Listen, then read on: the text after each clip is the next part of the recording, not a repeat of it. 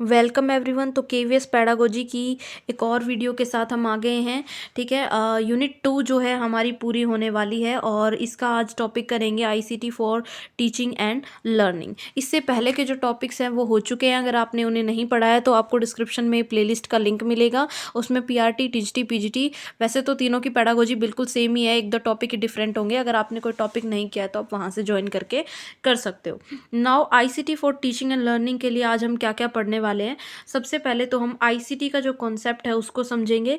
ठीक है, फिर उसका टीचिंग और लर्निंग में क्या यूज़ है उसको देखेंगे, और उसके बाद वेरियस आईसीटी कौन सी इन्वॉल्व होती हैं टीचिंग एंड लर्निंग के अंदर वो पढ़ेंगे। ठीक है, नाउ कॉन्सेप्ट ऑफ आईसीटी।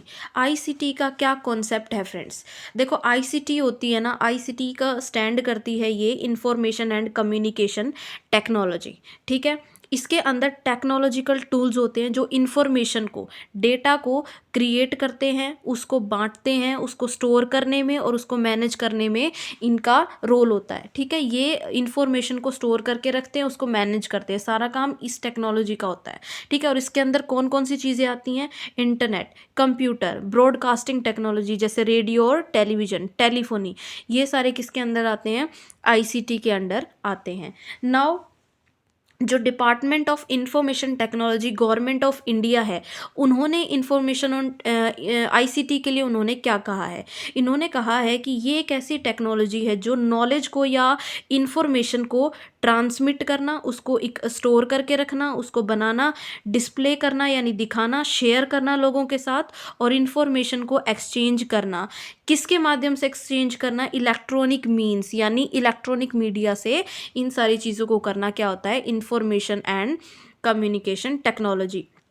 और इसके अंदर कौन कौन सी चीज़ें आती हैं? Television, video, DVD, telephone, radio, है ना, कंप्यूटर, सैटेलाइट सिस्टम, तो ये सारी चीज़ें आती हैं इंफॉर्मेशन एंड कम्युनिकेशन टेक्नोलॉजी के अंडर। वीडियो कॉन्फ्रेंसिंग, ईमेल और ब्लॉग्स भी। ऑल राइट, तो अब टीचिंग और लर्निंग में जो आईसीटी है उसकी नीड क्या है? ठीक है, देखो, आज का जो टाइम है वो सारा टेक्नोलॉजी का ही टाइम है। ठीक है, टेक्नोलॉजी से रिलेटेड कितनी सारी डेवलपमेंट्स हो रही हैं, जो फ़ोन है, कंप्यूटर्स हैं, लैपटॉप्स हैं, मतलब टेक्नोलॉजी एक अलग ही लेवल पे चल रही है आजकल। तो अगर हमारी एजुकेशन के अंदर टेक्नोलॉजी इंक्लूड नहीं हो रही तो फिर वो एक प्रॉब्लम है। तो टीचिंग लर्निंग प्रोसेस में सबसे पहले आईसीटी जो है उसका यूज़ होना चाहिए। दूसरा, इसका यूज़ किस किस में हो सकता है? आप स्टूडेंट्स की डायग्नोस्टिक टेस्टिंग में इसका यूज़ कर सकते हो। रेमेडियल टीचिंग डायग्नोस्टिक टेस्टिंग क्या होती है? स्टूडेंट्स की लर्निंग में क्या प्रॉब्लम्स हैं, क्या कमियां हैं, उनको फाइंड आउट करने के लिए डायग्नोस्टिक टेस्ट लिया जाता है। रेमेडियल टीचिंग दी जाती है कि जहाँ पे उनकी कमियां हैं वो रेमेडियल टीचिंग होती है। ठीक है, तो ये आप आईसीटी की हेल्प से बहुत ईजिली कर सकते हो। उसके बाद इवेलुएशन करने के लिए इसका यूज़ हो सकता है। स्टूडेंट्स का साइकोलॉजिकल एनालिसिस करने में आप यूज़ कर सकते हो, जैसे कोई साइकोलॉजिकल टेस्ट वगैरह होते हैं तो वो इंटरनेट पे अवेलेबल होते हैं, वहाँ से ले सकते हैं। नाउ उनकी रीजनिंग और थिंकिंग एबिलिटीज़ को डेवलप कर सकते हैं, और इंस्ट्रक्शनल मटेरियल जो क्लास में हम पढ़ाने वाले हैं उसको डेवलप करने के लिए आईसीटी का यूज़ हम कर सकते हैं। ठीक है, तो ये इसकी नीड हो गई। नाउ टीचिंग लर्निंग में इनकी एप्लीकेशन क्या क्या है आईसीटी की, मतलब क्या क्या इनके यूज़ हैं टीचिंग और लर्निंग में। तो फर्स्ट ऑफ ऑल रेडियो की बात करते हैं हम। रेडियो का क्या यूज़ है? देखो, रेडियो वैसे तो कहते हैं कि बहुत ओल्ड ट्रेडिशन है, ये है वो है, लेकिन एक टाइम पे इसका भी बहुत यूज़ था। जैसे जो ज्ञानवाणी रेडियो चैनल है वो इग्नू यूनिवर्सिटी का अपना है। यहाँ पे एजुकेशनल प्रोग्राम्स जो हैं वो रेगुलरली जो है ब्रॉडकास्ट किए जाते हैं, ऑल इंडिया रेडियो पे भी। ठीक है, ये प्रोग्राम जो है बहुत टीचर्स एंड स्टूडेंट्स के लिए होते हैं। और जो रेडियो प्रोग्राम्स होते हैं वो एक टाइम पे बहुत ज़्यादा हेल्पफुल भी प्रूव हुए थे, स्टूडेंट्स के लिए भी और टीचर्स के लिए भी।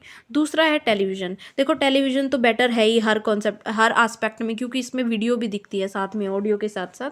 तो एजुकेशनल टेलीविज़न जो इनिशिएटिव्स हैं इंडिया के अंदर वो कौन कौन से हैं मेन? सबसे पहले तो सेकेंडरी स्कूल टेलीविज़न प्रोजेक्ट जो 1961 में शुरू हुआ था।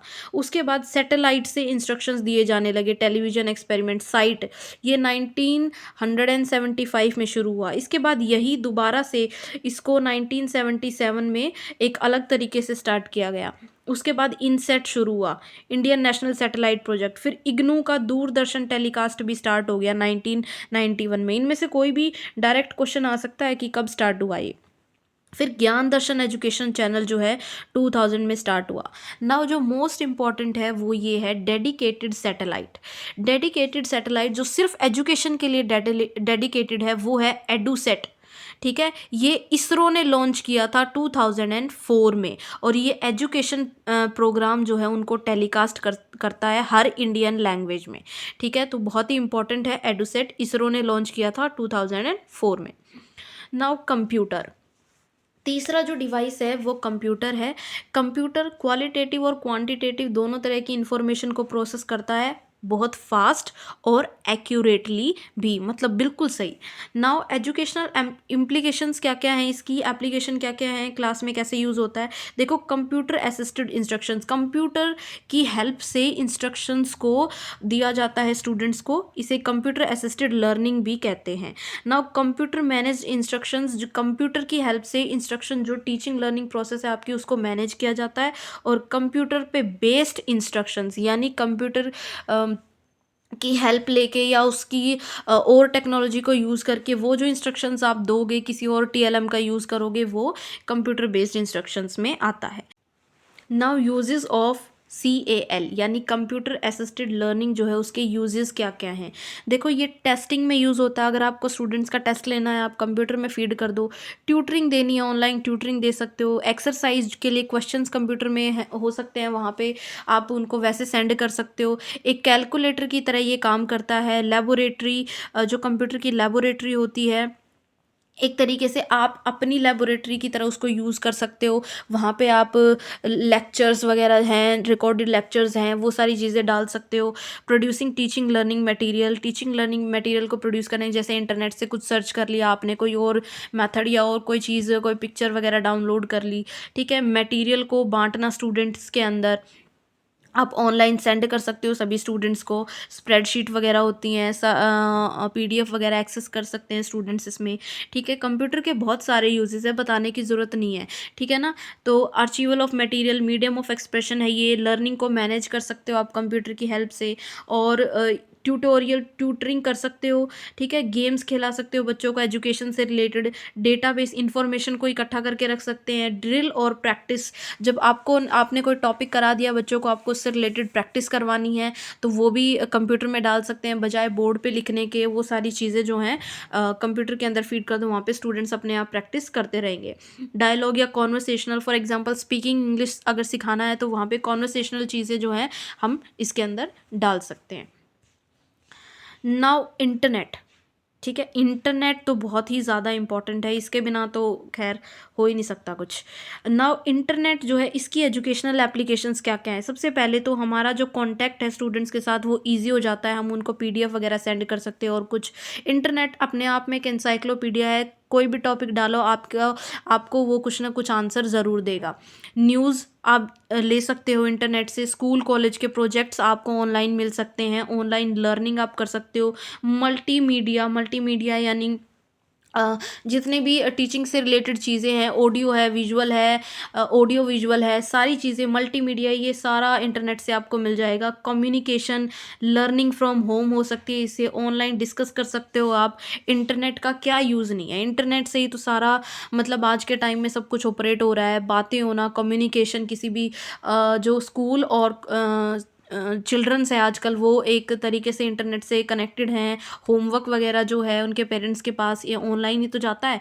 ठीक है, तो ये इंटरनेट जो है बहुत ही इम्पॉर्टेंट एक टूल है, या एक ICT का सोर्स है, इसे आप कह सकते हो। नाउ फिफ्थ जो इंफॉर्मेशन एंड कम्युनिकेशन टेक्नोलॉजी का टूल है वो है मल्टीमीडिया।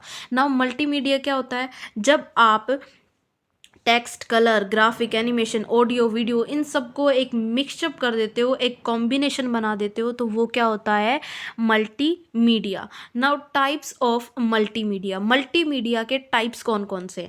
टॉकिंग बुक्स, ठीक है, talking books, speech synthesis. Talking books होती हैं, जैसे आप जो बुक्स होगा, जो कंटेंट होगा, उसमें विजुअल के साथ साथ क्या हो गई, ऑडियो भी होगी, तो वो टॉकिंग बुक्स कहते हैं। ठीक है, सीडी रोम या स्टोरी बुक्स।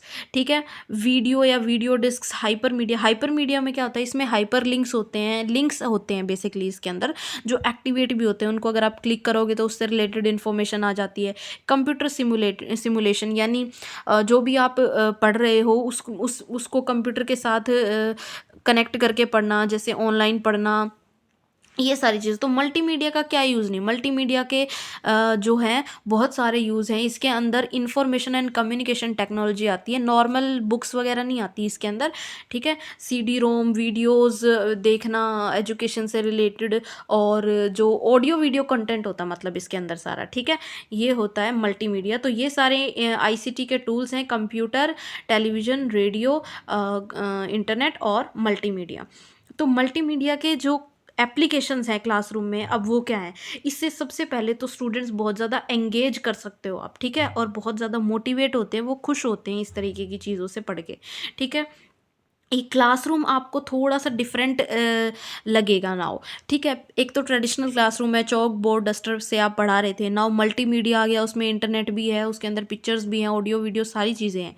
ठीक है, ऑडियो वीडियो मल्टीमीडिया नाउ जो है वो कंप्यूटर और इंटरनेट फैसिलिटी आप उससे कनेक्ट कर सकते हो। ठीक है, जब इंटरनेट से कनेक्ट हो जाता है तो वहाँ पे तो कोई भी इंफॉर्मेशन जो है वो आप एक्सेस कर सकते हो। मल्टीमीडिया जो है बहुत ही यूज़फुल होता है उन स्टूडेंट्स के लिए जिनको कोई लर्निंग डिफ़िकल्टी है या डिसेबिलिटी है, क्योंकि वो उनकी नीड्स के अकॉर्डिंग आप मटेरियल उनको प्रोवाइड कर सकते हो। नाउ जो मल्टीमीडिया है वो क्लासरूम एनवायरनमेंट को स्टूडेंट सेंटर्ड बना देता है। नाउ मोबाइल लर्निंग, जिसे हम एम लर्निंग भी कहते हैं। अब लर्निंग के अंदर मोबाइल का यूज़ करना। ठीक है, अभी तक हम सिर्फ इंटरनेट की बात कर रहे थे, मल्टीमीडिया की बात कर रहे थे, नाउ पूरे मोबाइल की बात हो रही है। देखो, मोबाइल जो है वो डायरेक्टली इंटरनेट से कनेक्टेड होता है। ठीक है, इसे हम छोटा कंप्यूटर भी कहते हैं, है ना। तो मोबाइल को लर्निंग में यूज़ करना बहुत ही कॉस्ट इफेक्टिव है। ठीक है, मतलब ज़्यादा महंगा नहीं है, रूरल और अर्बन एरिया कहीं पे भी हो आप इसको एक्सेस कर सकते हो। ठीक है, इसके अंदर स्लाइड्स भी खुलती हैं, स्प्रेडशीट्स भी, पीडीएफ भी इसके अंदर ओपन होती हैं, तो ऐसी कोई बात नहीं है। तो मोबाइल जो है आज के टाइम पे वो एक बहुत इम्पॉर्टेंट टूल है लर्निंग के लिए। इसके अंदर वीडियोज़, इंटरनेट, सारी इन्फॉर्मेशन आप मोबाइल से एक्सेस कर सकते हो, जहाँ पे कंप्यूटर और बाकी सारी चीज़ें बहुत ही इनएक्सेसिबल, महंगी, या फिर कह सकते हो कि कॉस्ट ज़्यादा पड़ती है जिन चीज़ों की, तो मोबाइल वहाँ पे बहुत ज़्यादा इफ़ेक्टिव है। नाउ इससे आप एसएमएस सेंड कर सकते हो, कोई छोटी मोटी प्रॉब्लम है वो आप पूछ सकते हो। ठीक है, इंटरनेट है, यूट्यूब है, क्या नहीं है, वहाँ पे हर चीज़ से रिलेटेड इन्फॉर्मेशन है। तो मोबाइल लर्निंग जो है वहाँ पे आप न्यूज़ आर्टिकल्स और इवेंट्स और बुक्स सारी चीज़ें आप एक्सेस कर सकते हो, पढ़ सकते हो। गूगल मैप, गूगल बुक्स, है ना, जीपीएस का यूज़ करना, उसके अलावा पिक्चर्स लेना, विज़िट करना एग्ज़िबिशन, और ये सारी चीज़ें, स्कूल प्रोजेक्ट, वहाँ पे पूरी वीडियो डली होती है। ठीक है, तो आप वो भी देख सकते हो। तो am learning is also very important. तो ये थी आज की वीडियो गाइज़, और आईसीटी जो है कंप्लीट हो गया है, इससे पहले वाले सारे टॉपिक कंप्लीट हो चुके हैं।